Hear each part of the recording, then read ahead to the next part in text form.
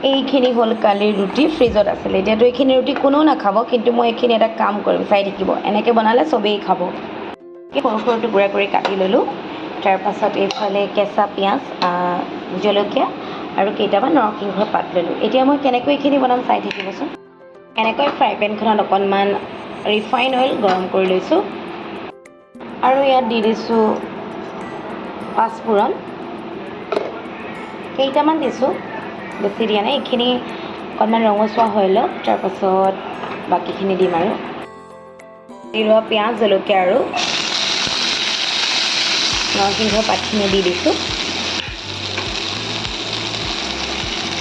এইখিনি অকণমান ভালদৰে মই ভাজি লওঁ এয়া এতিয়া মই ইয়াত দি দিম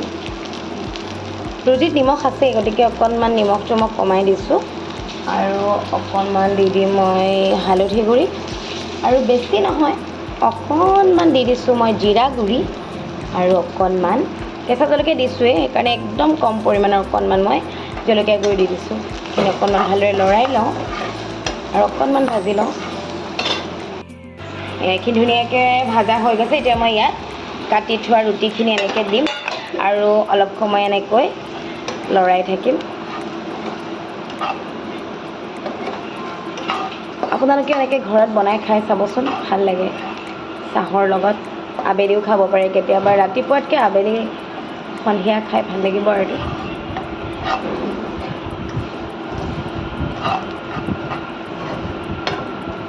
আগৰ ৰুটি থাকিলে মানে এনেকৈ বনালে পেলনি নাযায় আৰু চবেই খায় কিন্তু আগৰ ৰুটি বুলি চবেই নাখাওঁ কৈ থাকে নহয় সেইকাৰণে মই এইটো ব্যৱস্থা কৰিলোঁ আৰু এতিয়া চবেই খাব অলপ অলপ ৰেডি হৈ গ'ল মোৰ এতিয়া আইনে খাব এইখিনি এয়া ৰেডি হৈ গ'ল এতিয়া আপোনালোকে ইয়াত অকণমান এনেকৈ চচ দি ল'ব ইয়াৰ লগত চচটো লৈ পেলাই খালে বেছি সোৱাদ লাগিব